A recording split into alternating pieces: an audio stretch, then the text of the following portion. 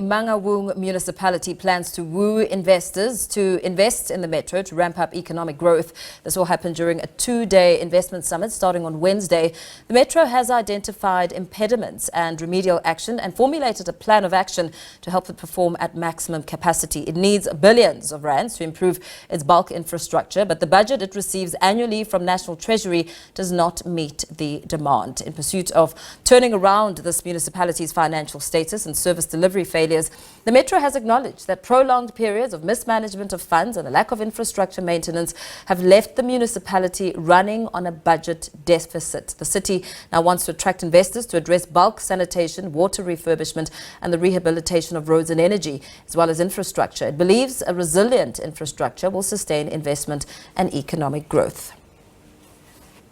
We speak to Gregory Nthatisi, who's the Mangaung Metro Executive Mayor, for more. A very good evening to you. Thank you so much for your time. I mean, you are working on a plan of action to woo investors, and I'm thinking that you're hoping to convince them that the money that they invest will result in changes. Talk to us about this plan. Well, good evening, ma'am, and let me thank you and your listeners. Yes, indeed, we are doing our best to woo our investors to be part of us as from the 19th to the 20th of this month. We have invited across our province, across the country, and across the globe for investors to come and be part of us to help us focus on the infrastructure development in the main, in the property section, as well as in tourism sector. That would actually boost the city to its former glory and also to address the growth of the community that you see, of people that are coming from the far flank, as well as seeking to create job opportunities for our people. You'll admit that the Mangaung municipality has quite a bad track record when it comes to, being under financial distress and, having its current liabilities exceed its current assets, and as well as failing to properly monitor the usage of grant funding. How are you going to convince them that you have really looked at a turnaround strategy and you will use the money that could potentially be invested to bring back the municipality to its former glory wisely? Of course, when national government realized that Mangaung was not properly handled, it introduced Section 139, subsection 7, which in itself was meant to help the city to come out of its difficult situation. And that section left us with a financial recovery plan with 4 cardinal points.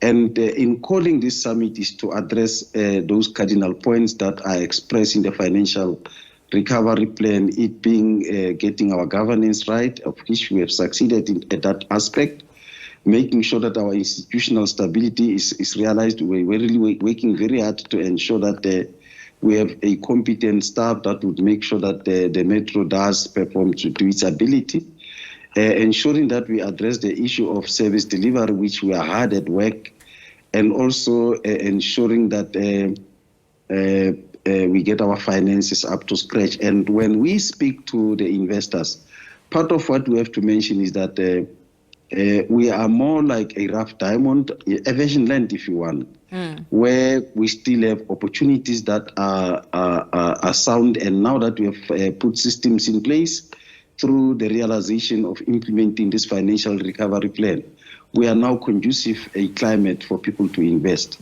as a metro. And we have the land, we do have the infrastructure, we're improving on some of those. And in fact, we are also inviting them to also join us in the PPP to ensure that we improve on our infrastructure to make our climatic condition very attractive for investors to be part of us.